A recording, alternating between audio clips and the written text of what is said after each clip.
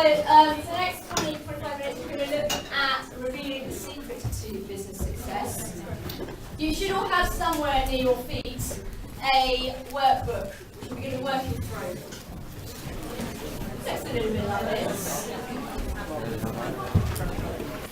Okay, so I'm a founder of Star Quality Hospitality Consultancy. So I work with independent hotels and restaurants to improve their profitability.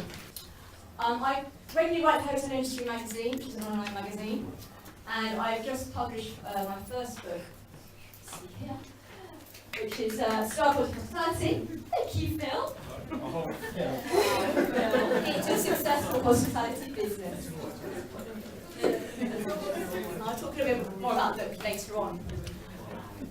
But what I want to do first is, one of the things that I do, I'm also a licensed one host trainer, so I thought what I'd do as part of this session is just to go through some of the exercises that I run with my clients that do World Host.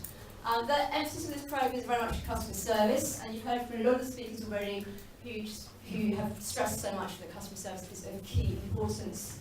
But that's just one element of how you run your business. So we're going to focus on that first, and then I'm going to explain what the other elements are that you need to do if you want to be an entrepreneur.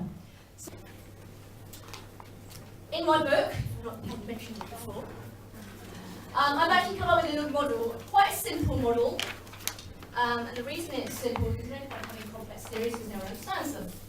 It's in the form of a key. So the idea behind it is the head of the key, you have your hospitality business, whatever that's going to be. And in my book I explain how you really need to understand what your business is. As we talked about knowing about your values, we've talked about strategy and branding concepts, which we'll look at a bit later on. And know your niche, for example. So let's just touch on what is your hospitality business. So I go into a lot of detail of how you really understand what that is. Now, from working out what your hospitality business is or is going to be, you need to think about your customers. And we all talk about, customer service. I've just spent the last 20 minutes talking about customer service.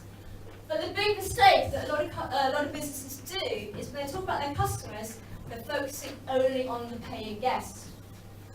So what I'm looking at is when you look at the customers who are the lifeline of your business, who it attaches into the head of the key, you actually need to consider your suppliers, your staff, as well as your paying guests.